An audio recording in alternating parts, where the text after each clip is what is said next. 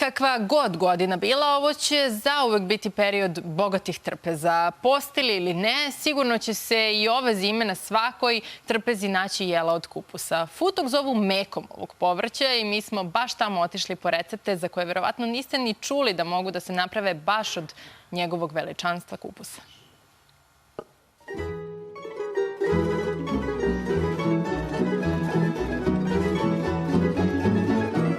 Futuški kupus je jedna filozofija života u Futogu. Dakle, kad dođe sezona, kraj septembra, oktobar, novembar, decembar, Futog miriše na futuški kupus.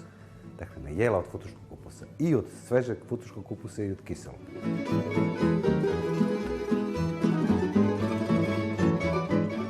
Pohovani kupus. Karađorđeva od futuškog kupusa. Palačinci od futuškog kupusa. Ovo govorim sve sveže. Pita od futuškog kupusa slana, pita od futuškog kupusa slatka u kombinaciji s bundevom. Samo su neki od recepata do čijih smo tajni uspeli da dođemo kod futoških domaćina. Ne samo da ih čujemo, već i da ih pripremimo. U osnovi svih pobrojanih jela od kupusa, koja su uglavnom svojstvena mestu za koje ovaj brend vezuje geografska oznaka porekla, odnosno futog, jeste blanširanje glavica kupusa. Glavica kupusa mora da se potopi u vrelu vodu i mora, ovde mi nismo to obezbedili, znači mora glavica u vodu cela da urone i tu da vri 10 minuta. Pa da krenemo redom od onoga što smo vam i obećali, odnosno recepata za slasna jela od kupusa.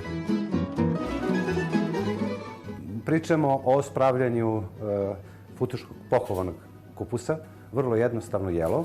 Može da bude posna varijanta, može da bude mrsna varijanta. Ako blanširate kupus, blanširate ga u slanoj vodi. I za jedno jelo i za drugo jelo da bi bio ukusniji. I pristupate paniranju. Paniranje može da ide isto u dve varijante. Znači posna varijanta i mrsna varijanta. Panirate brašno, pivo i prezla.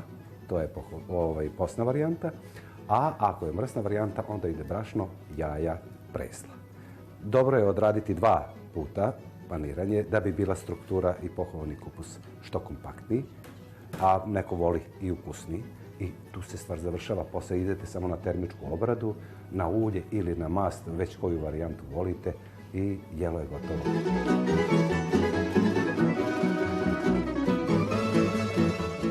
Ono što mi pravimo najčešće ovde u Futogu, kod nas, u stvari Karađorđeva od futuškog kupusa, treba nam blanširan list futuškog kupusa, to je jedna cela glavica. Kad se taj list otpusti, on je onda jako dobar za uvijenje, zavijanje, manipulaciju, ne lomi se. U njega stavimo šunkaricu ili prašku šunku, šta ko voli, kajmaka malo i malo sira. I onda to pravimo oblik kao Karađorđeva. Ništa spektakularno, samo kad umotamo u taj list, malo krajeve, kao sarmu kad zamotavate, malo krajeve da uvučete prstom, da se on, kad se panira, da se ne raspada. Kad smo to odradili i zamotali, idemo u proces za pohovanje. Brašno, jaje, prezla.